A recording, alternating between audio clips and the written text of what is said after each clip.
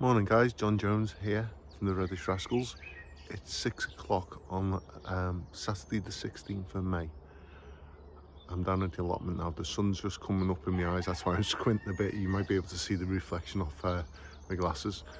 I haven't posted anything for a while with work commitments, family and stuff, but I have been down and cracking on a little bit on both plots. So I'm just going to give you a bit of a whirlwind tour of plot 5 and 6 and show you what we've been up to, or what we haven't been up to yet, because we just haven't had the chance. Anyway, without further ado, I'll crack on. So as always, we'll start on plot 6 Haleys, because it was our first plot, and this was where the compost bins were. Just got to give it a quick hoeing over, keep the weeds down before I can redo the path and make this into another growing space. And over here we have the compost bins, which have become a bit of a dumping ground at the moment. The rhubarb, we've actually took tons and tons of this rhubarb. Must have took at least 20 kilo so far, and it's still going strong, giving a little bit of a feed with liquid manure. And this bed's got nothing in. Broad beans are coming up amazingly. It's been battered a bit, I need to get them staked before they get any taller. They're the entries for the very small seed potato grow along 2026 with Terry King. There's some dailies we stored over the winter, but they haven't done anything as of yet, so we don't know whether they rotted or they just died off. Bed of cauliflowers, temporary compost bins. We've decided that I'm going to actually move these, and I'll put them here to give the goodness to the ground, but I'm going to move them over to my plot over there, because we can't afford to lose the growing space through the season. And having them on for the winter is fine, but through the summer it wasn't a good idea, because we've actually lost a 3-foot bed by 15 foot. So they're going to get moved in the next couple of weeks. The seating area is back out all ready for the summer months of friends and family coming down. The salad beds are looking really lush, especially in this one. It gets a bit more shade, I think, than the other one, so it's not as windy for it. The alliums are all coming out on the tulip and allium bed. Really nice display. We have the brassica beds, these two. We've got some red cabbages, some swede, some kale and sprouts in this bed. Broccoli as well, I think. And in this one we've got some more kale, cabbages, kale and red cabbages. So these are, apologise for the plane noises, we're on the flight path for Manchester Airport. We've got the golden beetroots. As you can see, he's directly overhead. So we've got the Bolt Hardy beetroots, we've got the Hendrix snow peas, which have in the last few weeks just come on leaps and bounds. The potatoes in tubs, the big massive ones towards the middle of the group are a new variety to me called Apache. I've never grown them, but they're absolutely on steads this year. All the rest are just starting to catch up now with a bit of rain. But those things are monsters. They're just, I'm going to definitely try and keep some of them for seeds for next year. Sweet peas are just starting to climb now. We've also decided where we normally have the potatoes, we're going to put these 6 pallet collar beds. I'm going to use the soil off my plot and out of those blue tubs and stuff to fill up the bases. I've got to line them with plastic polythene to protect the pallet collars from moisture. And yeah, that's going to be another 6 growing beds on Haley's plot, plus where the bins are and the one at the front, maybe split that in half and make 2. So yeah, that's good. Greenhouse within the greenhouse is still going at the moment, because we've still got some tender seedlings in there. Asparagus bed, I'm going to leave these now. They've started to come up, but they're very small this year. I need to get a lot more nutrition into this bed. You wouldn't think I weeded this a week ago. We have a really bad problem with mare's tail, as you can see in this bed as well, even though I've dug it all out previously before we planted the asparagus, and also forget-me-nots for some reason. So on to plot 5, which is my plot, and as you can see, if I can do it, we have sweet candle carrots and mare's tail growing out of one of them. So in the next couple of weeks, because they're doing so well, even the ones without the covers, as you can see, where I put a few extra seeds in to hopefully get full germination, there's only one that hasn't got a carrot seed in, and as we know, we don't transplant carrot seeds. This bed was the parsnip bed, but putting this gravel on has not worked. Don't know whether it's too dry, too moist, or just old seed. Not one single parsnips come good, so gonna buy new seed this weekend for this and get them replanted. I might just scrape the top off and start from scratch completely. The strawberry beds, they're year 3 at the front and year 2 at the back, are coming on well.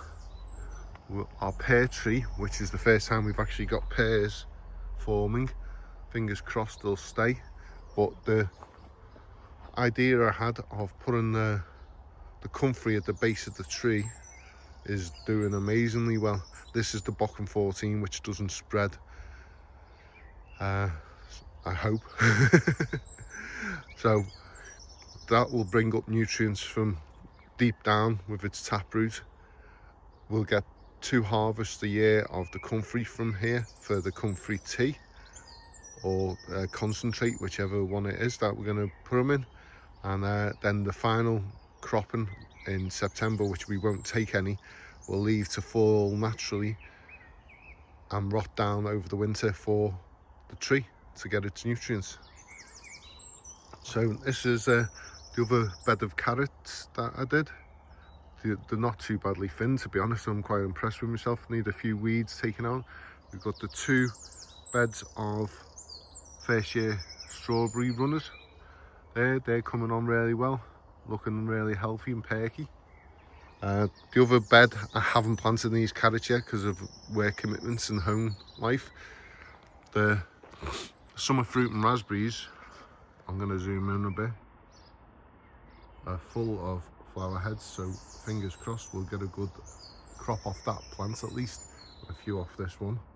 But next year, as you can see, we've got loads of runners coming up, so hopefully, fingers crossed, as I've said, bumper harvest next year. The mid-season ones are not doing too bad.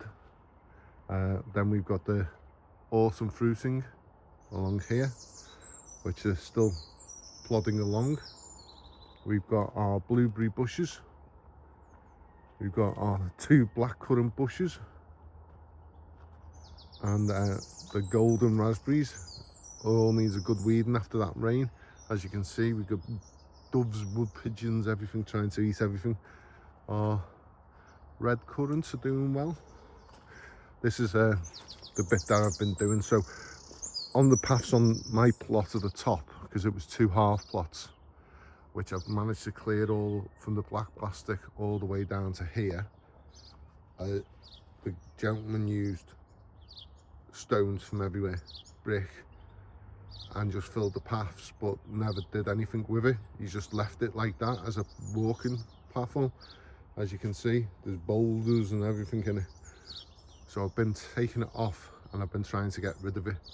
So I try and sieve as much soil as I can out of it, and the rest of the stones get dumped at the tip. So it's a long, tedious job. But saying that, I've done all the side paths over the previous years. So it's just this main path, and as you can see, the weeds are just rampant. So we got our blackcurrants, just thrown a bit of netting on because the wood pigeons keep on trying to land on them. The grapevine are starting to pick up. I've still got this patch of this new bed which needs a hoeing. These are the potatoes I've done in the ground. So these are the second early potatoes, which you don't need to earth up with them in the ground, simply because they grow off one run. So where the seed potato is, that's where the potatoes will form on the second early varieties. These are my main croppers. So as you can see, every single one has now come up, and I've started earthing them up because these grow potatoes on every level. So this is one earthing, and there will be a second earthing up, and hopefully we shall get a bumper crop out of these this year, fingers crossed. This part of the plot still looks like a dumping ground, but we have cleared a lot of the area, and as you can see, Hayley's been weeding along here, so we need to get them dumped.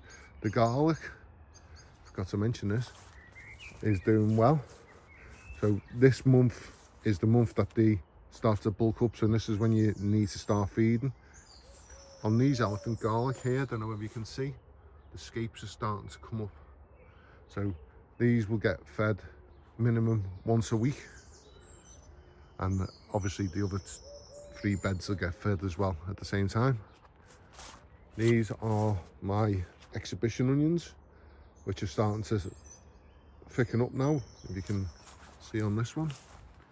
So that one is about the thickness of my finger at the moment, so that's a really good sign for later on in the year.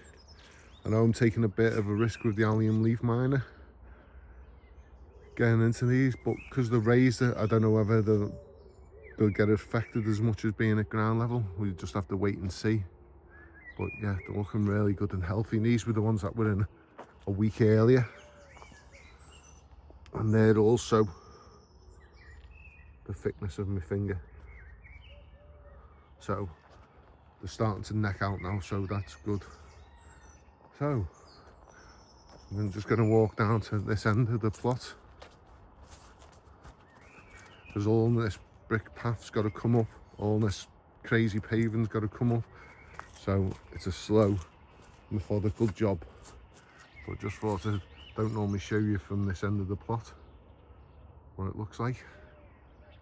Anyway, that's bye from the Reddish Rascals. Hope you enjoyed our little tour.